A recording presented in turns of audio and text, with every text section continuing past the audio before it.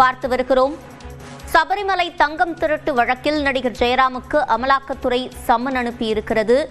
அமலாக்கத்துறை அலுவலகத்தில் அடுத்த வாரம் ஆஜராக உத்தரவு பிறப்பிக்கப்பட்டிருக்கிறது. கூடுதல் விவரங்களை செய்தியாளர் முகிலனிடம் கேட்கலாம். முகிலன், முழுமையான விவரங்கள். சிவரஞ்சனி, ஏற்கனவே இந்த சிறப்பு புலனாய்வு குழுவானது ஜெயராம் ஏற்கனவே ஒரு நோட்டீஸை அனுப்பியிருந்தது, ஒரு சம்மன் அனுப்பியிருந்தது. அது தொடர்பாக அவர் ஆஜராகி தனது தரப்பு விளக்கத்தை அவர் வழங்கியிருந்தார். அதில் மிக முக்கியமாக, அதாவது ஜெயராமை இந்த விவகாரத்தில் அவரை அழைப்பதற்கான காரணம் என்னவென்றால், ஜெயராமும் இந்த வழக்கில் முக்கிய குற்றவாளியாக இருக்கக்கூடிய அந்த போட்டி, அவர் இருவருமே அமர்ந்து அதாவது அந்த சபரிமலையிலிருந்து கொண்டு வரப்பட்ட அந்த தங்கத்தகடுகளுக்கு பூஜை செய்வது போன்ற ஒரு காணொலியானது வெளியானது.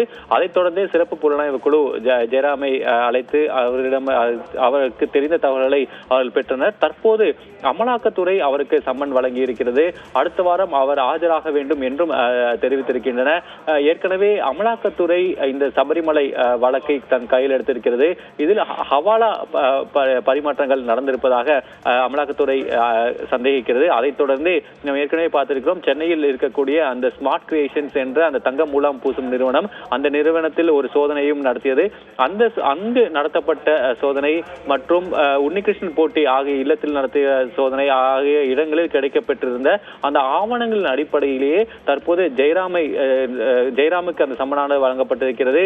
அதில் ஜெயராம் என்ன தெரிவிக்கப் போகிறார் என்பதை நாம் பொறுத்திருந்து பார்க்க வேண்டும். ஆனால் ஏற்கனவே இந்த சிறப்பு புலனாய்வு குழுவில் அவர் ஆஜரான போது தனக்கும் இந்த தங்க திருட்டிற்கும் எந்த சம்பந்தமும் கிடையாது, அது சபரிமலையிலிருந்து கொண்டு வரப்பட்ட அந்த தங்க தகடு என்பதன் ஒரே காரணத்தினாலேயே தனது இல்லத்தில் வைத்து பூஜை மட்டுமே செய்ததாக அவர் ஏற்கனவே தெரிவித்திருந்தார். தற்போது அமலாக்கத்துறையும் இவருக்கு சம்மன் வழங்கியிருக்கிறது.